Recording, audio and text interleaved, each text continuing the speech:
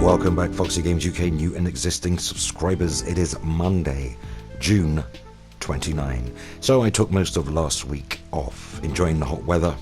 Not so hot today though. Naturally, of course, I also need time to play video games. And yes, sometimes, well, most of the time, you want to get away from all the constant bitchiness and negativity of social media.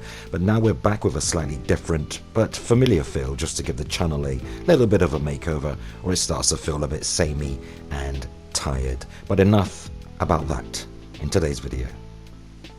So now, just over 4 months before the launch of the next generation consoles by Microsoft and Sony, the Xbox Series X and PlayStation 5, with the final unit still far from our hands, we are left to wonder which of the radically different approaches used by Microsoft and Sony will prove to be most successful, as reported by WCCFtech.com.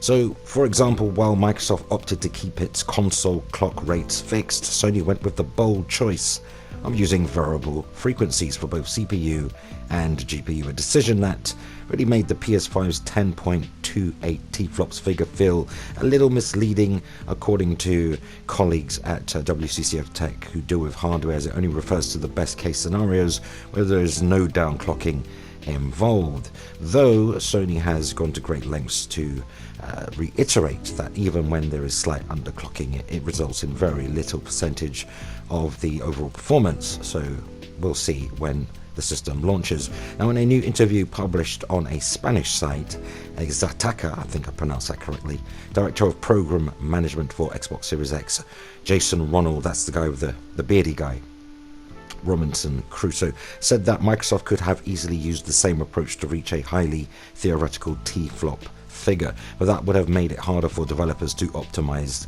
their games. Here's a quote. So we focus on optimizing the developer experience to deliver the best possible experience for our players, rather than trying to hunt down certain record numbers. We've always talked about consistent and sustained performance. We could have used forced clocks, we could have used variable clock rates. The reality is that it really makes it harder for developers to optimize their games, and even though it would have allowed us to really boast higher T-flops than we already had, for example, but you know, that's not the important thing. The important thing is the gaming experiences that developers can build. Now, while discussing PlayStation 5 versus Xbox Series X, the Microsoft exec also suggested that the mere I/O speed of the Xbox Series X, which is inferior to that of the PlayStation 5 according to official specifications, doesn't tell the full story. He went on to say, things go beyond numbers that we may or may not share. Sampler feedback streaming allows us to load textures and make the SSD drive act as a multiplier of physical memory that adds to the memory that the machine itself has. So they're talking about virtual memory there. We also have a new API called Direct Storage that gives us low-level direct access to the NVMe controller that we can use to be much more efficient in managing those I/O operations. Okay, now, look, don't get salty. They are in competition in this space, and you'd expect some fighting talk now and then, but my issue is the way they go about it. See, here's my thing. I simply cannot recall a time when a high-level Sony exec even publicly mentioned Xbox hardware spec versus PlayStation, not directly, and certainly not by name. Now, not to throw shade at Microsoft's Team Xbox, but I've always thought that Sony's reluctance in critiquing Xbox hardware directly, whether that be a good or bad thing, was the differing factor in class between the two gaming giants. Now, if you're truly confident about the box you're building or have built, then I see absolutely no need to name drop or call out other companies. Just let your games do the talking. Now, I'm also a little confused by Microsoft's messaging, because on one hand you have the marketing department doing what they're really supposed to do, compete, so we've got numerous tweets and verbal statements coming out of Xbox reiterating no variable clock frequencies, no boost mode, 12 T-flops, and on the other hand Microsoft are claiming they're not too interested in boasting higher T-flops.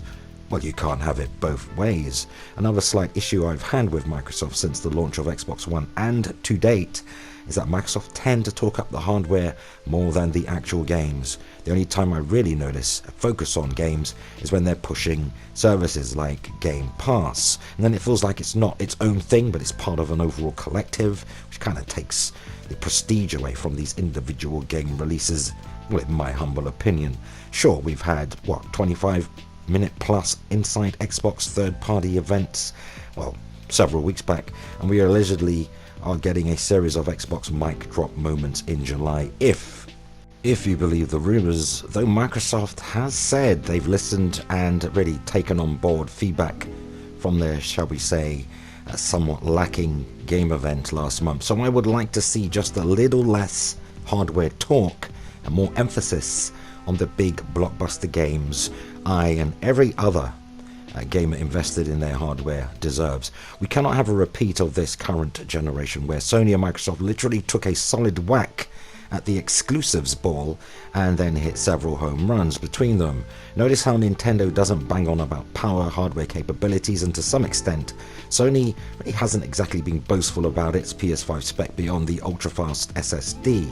I would argue that since PS3, Sony really has been far more hesitant in bragging about just how much better, how much more powerful, and how much more desirable their platform is compared to the competition. Much like Nintendo, they just get on with it, producing memorable, thought-provoking, and fun blockbuster games, leaving their fan base to do the cheering and boasting for them. It's a pretty smart move, and it really shows a level of humility and really greatness through their talented, hard-working development teams producing incredible experiences that are rewarded by the gamers with very impressive game sales. This is where I'd like to really see Microsoft be. Less talking, more action. Now I'm purchasing PS5, Series X, and whatever Nintendo come up with next. I don't know, a Switch Deluxe or Pro, I'd imagine. So I'm already fully invested in all ecosystems across the board. I just want to enjoy the best of the best games, no matter the branding on the box.